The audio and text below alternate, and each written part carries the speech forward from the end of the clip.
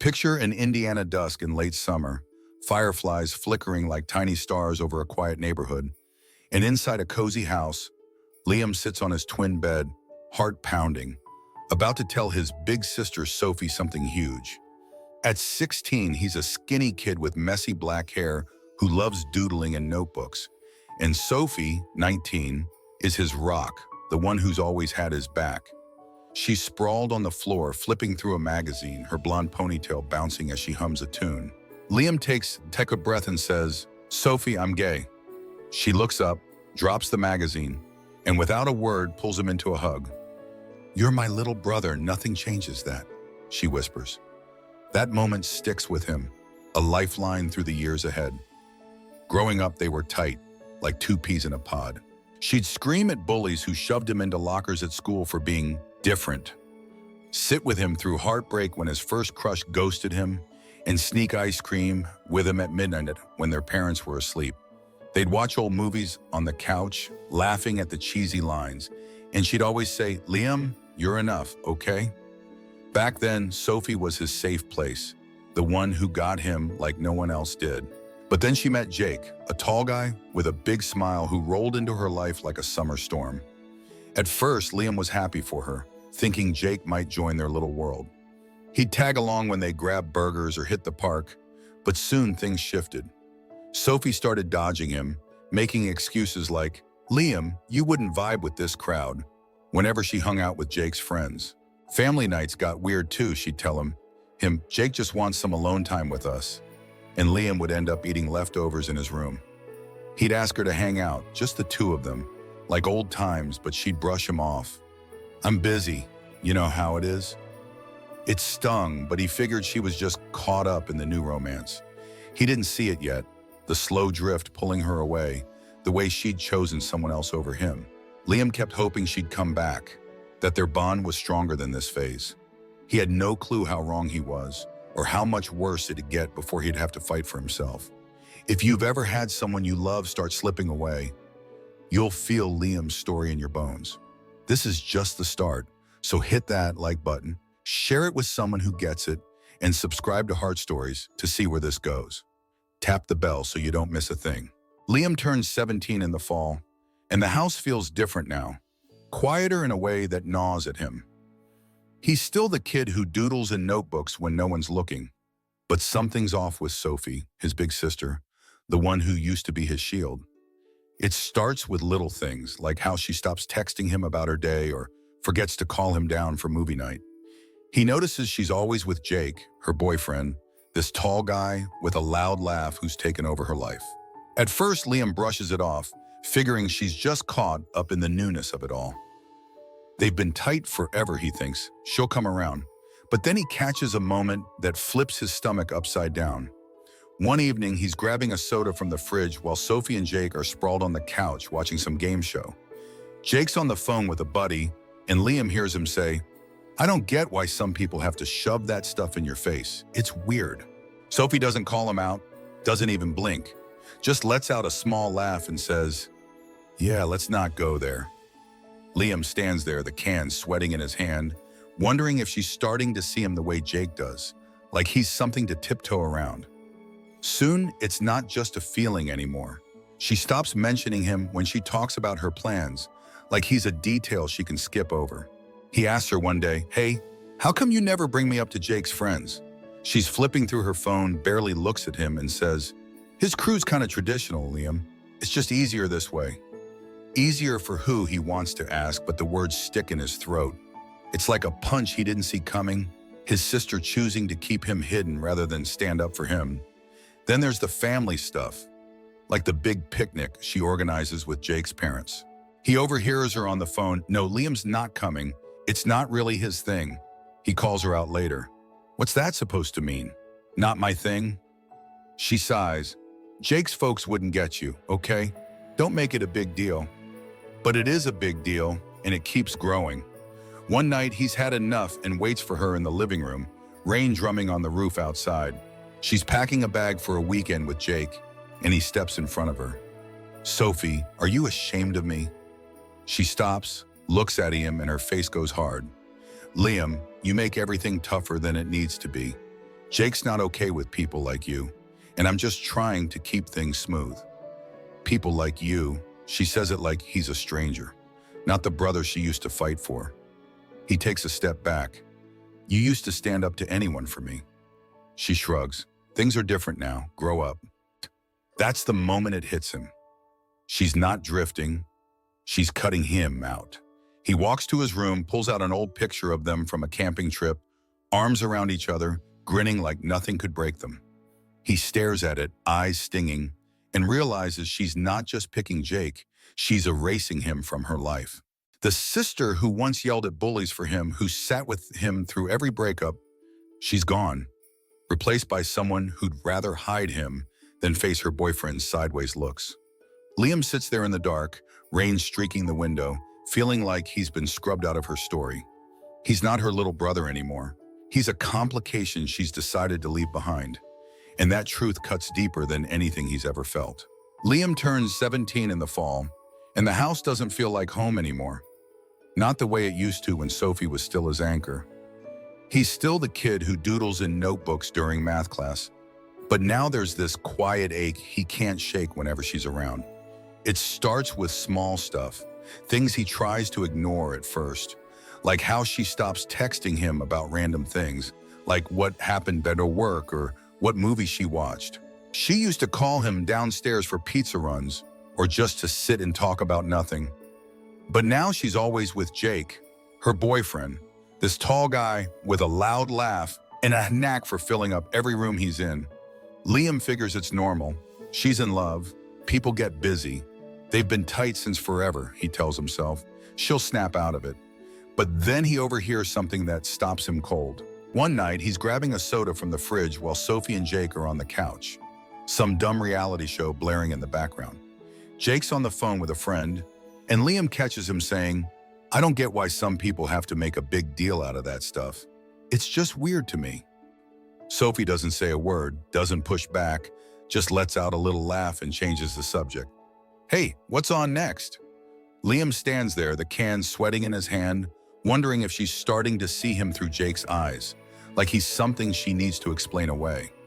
It's not long before he knows it's not just his imagination. She stops talking about him to her friends, like he's a detail she can leave out of the story. One day he's sitting on the porch kicking at a pebble and asks her, "How come you never mention me when you're with Jake's crew?" She's scrolling her phone, doesn't even look up, and says, "His friends are kind of old-fashioned, Liam. It's just simpler if they don't know about you." Simpler for who, he wants to say, but his throat locks up, and he just nods like it makes sense. Then there's the family stuff that starts piling up. She throws a big picnic with Jake's parents, and Liam hears her on the phone. "No, Liam's not coming. It's not his kind of thing." He calls her later. "What do you mean it's not my thing?" She sighs. "Jake's folks wouldn't get you, okay? Don't turn it into something." But it is something, and it keeps growing, this wall she's building between them. He tries to talk to her about it one night, catches her in the kitchen while she's pouring a glass of water. "Sophie, why are you acting like I don't exist?" he asks, voice low. She turns, looks at him for a second, then says, "Liam, you're making everything harder than it has to be. Jake's not cool with people like you, and I'm just trying to keep things chill." People like you, she says it like he's not her brother, like he's some stranger she's embarrassed to know. He steps back. "You used to fight for me. You'd take on anybody."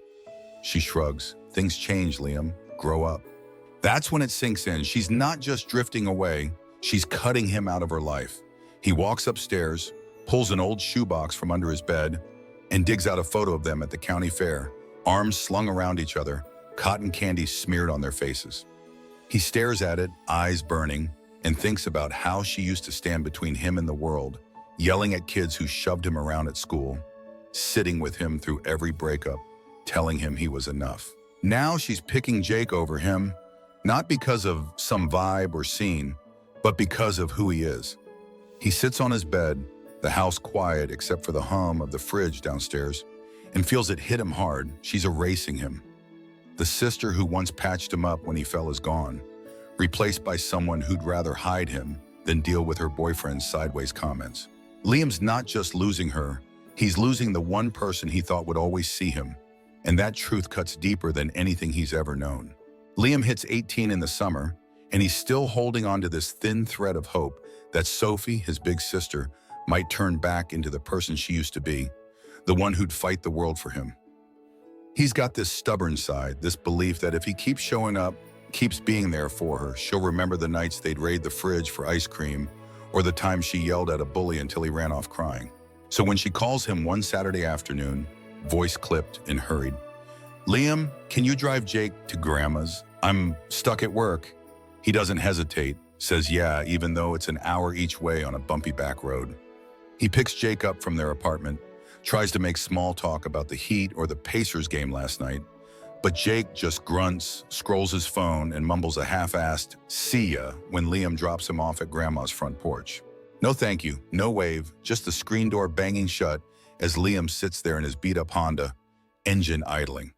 A couple weeks later, Sophie texts him out of the blue. "Hey, can you watch my friend Lisa's kid at this party we're throwing?" He shows up at their place, ends up stuck in the living room corner with a sticky-fingered toddler, while Sophie and Jake clink beers with their buddies on the patio. He tries to catch her eye, maybe say he's heading out, but when he looks again, they're gone. Left him to figure out how to hand the kid back to Lisa, who barely nods as she grabs her son and walks off.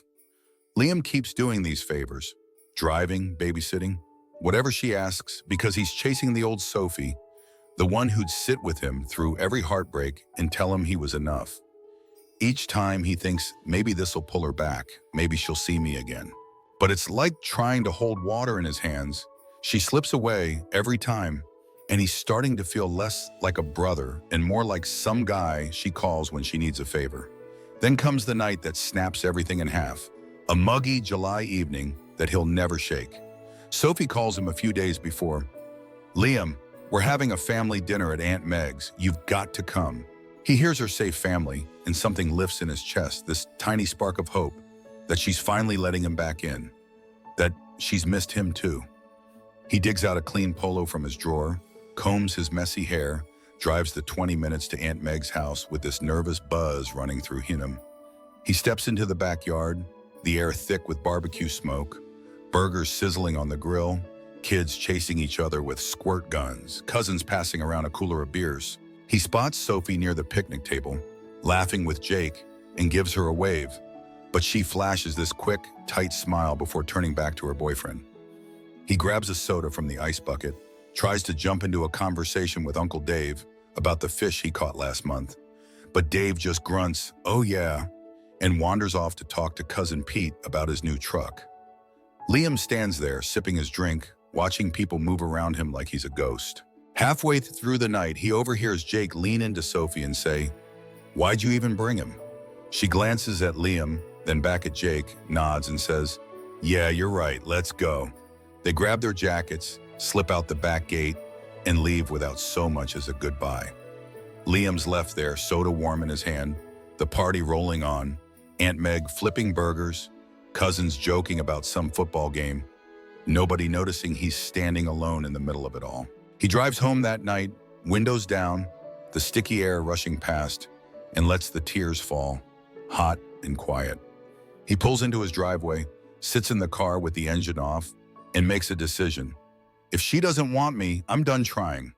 The next week, he starts packing his stuff, finds a cheap one-bedroom apartment in Indianapolis with a creaky floor and a sink that drips. He throws himself into graphic design, takes every freelance job he can snag, spends nights at his desk with a laptop and a cheap lamp, building a portfolio from nothing.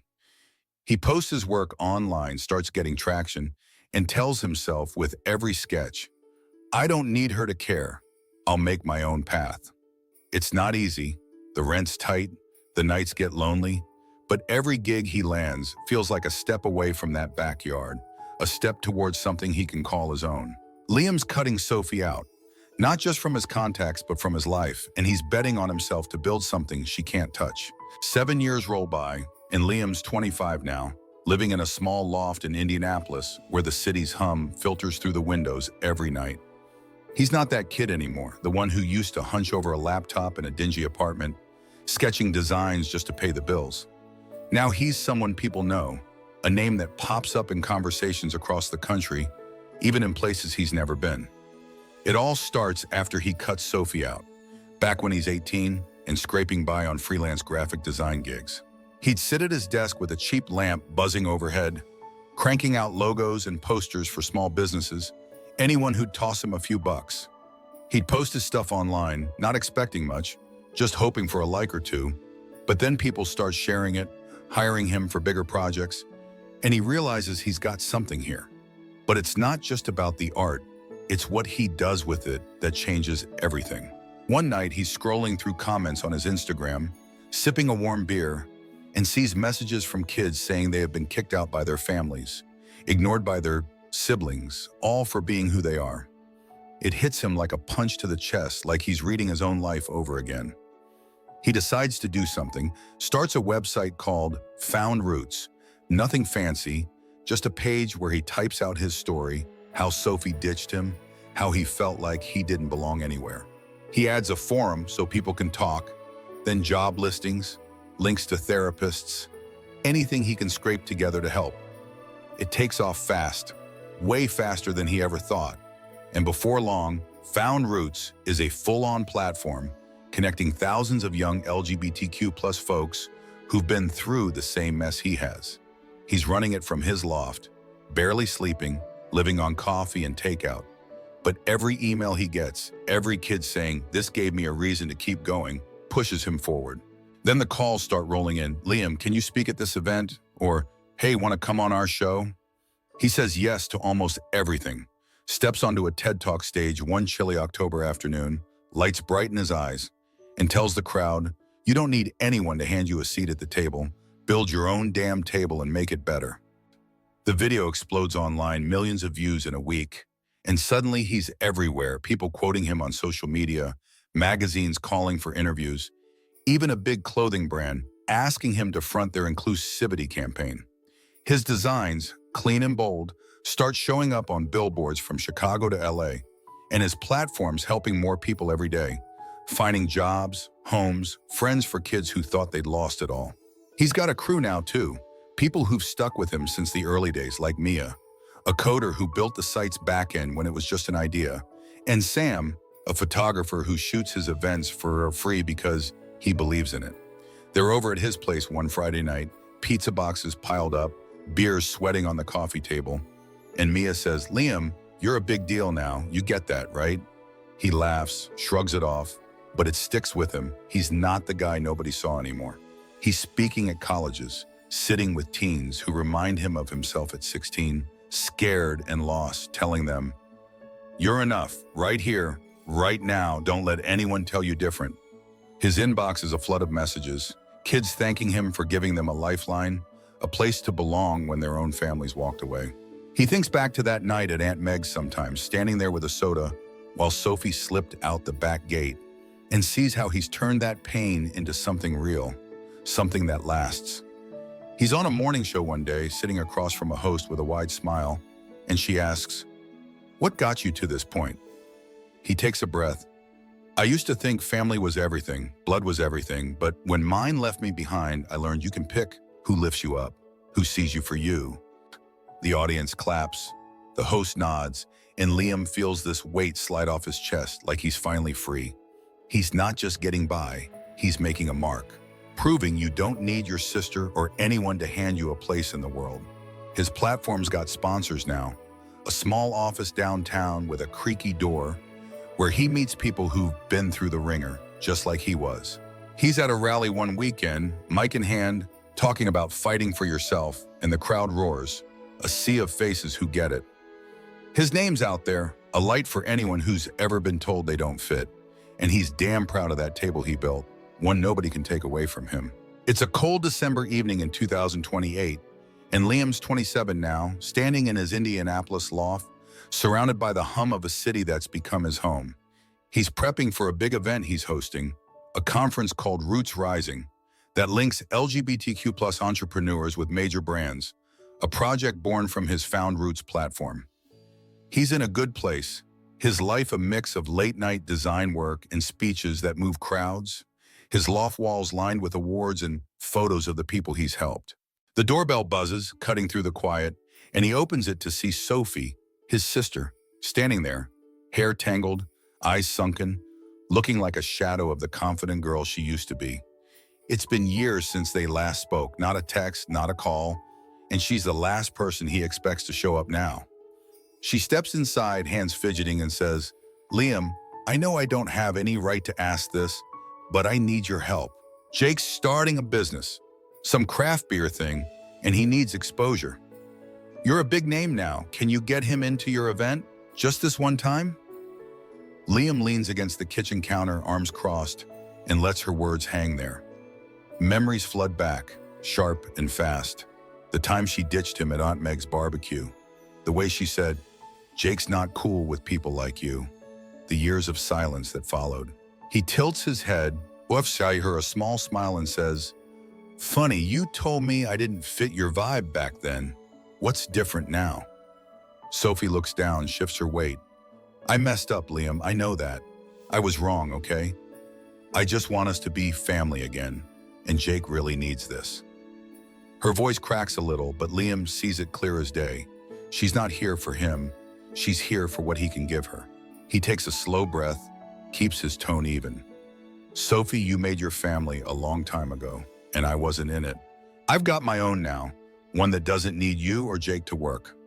She stares at him, mouth opening like she's got more to say, but he's not waiting for it. He grabs his coat from the hook, heads for the door, and says, "Good luck with the beer thing." He steps out, leaves her standing there in his loft, the door clicking shut behind him, and walks into the night, the cold air biting his face. He gets to the conference venue, a big hall downtown, lights blazing, the place buzzing with people he's brought together. Entrepreneurs pitching ideas, sponsors shaking hands, his crew setting up the stage. He steps up to the mic later, looks out at the crowd and says, "We don't wait for a place, we make it ourselves." And the applause rolls over him, loud and real. These are his people, the ones who lifted him up when Sophie walked away, the ones who saw him when she wouldn't. He thinks about her standing there in his loft, asking for a favor after years of nothing, and knows he doesn't need her anymore, doesn't need her approval or her guilt. She picked Jake over him once, but he picked himself, built something bigger than she could have dreamed.